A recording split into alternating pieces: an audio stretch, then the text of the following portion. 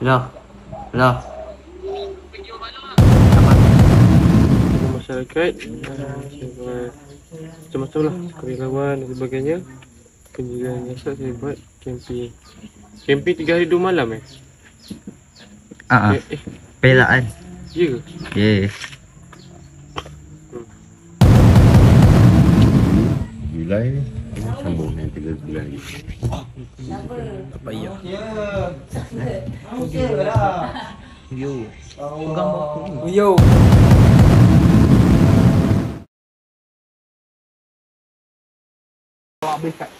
Awak kena habiskan ini dahulu baru awak boleh sambung ni. Kan?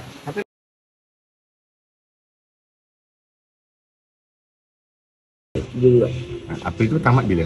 21 Tekan je.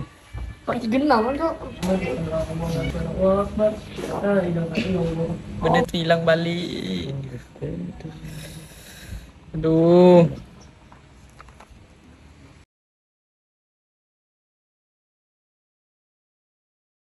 Ini dah seterusnya. Sudah betul tak semua? Dah. Okey, Mana terima usaha saya untuk mencapai objektif seperti yang dinyatakan dalam falsafah program ini. Saya mengaku bahawa pelibatan ini adalah secara sukarela dengan tujuan memajukan diri, keluarga, komuniti dan negara saya. Apa yang ada apa? Apa ada 2? 2. Kena tambah 1 lagi. Lagi awak tak siapkan yang kemahiran ini, awak tak boleh tambah yang kemahiran. Kalau awak tamatkan kemahiran, dia dah hantar kan? Betul lah. Servis bergangsa berapa bulan? 3. 3 bulan. So, 1. Disember?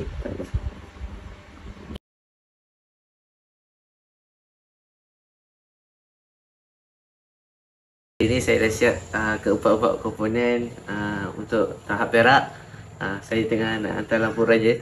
Ni dah saya dah. Laporan telah dihantar. So, laporan tu akan hantar kat saya akan semak.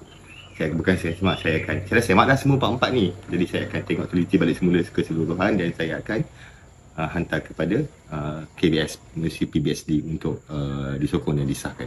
Okey, tahniah. Baik.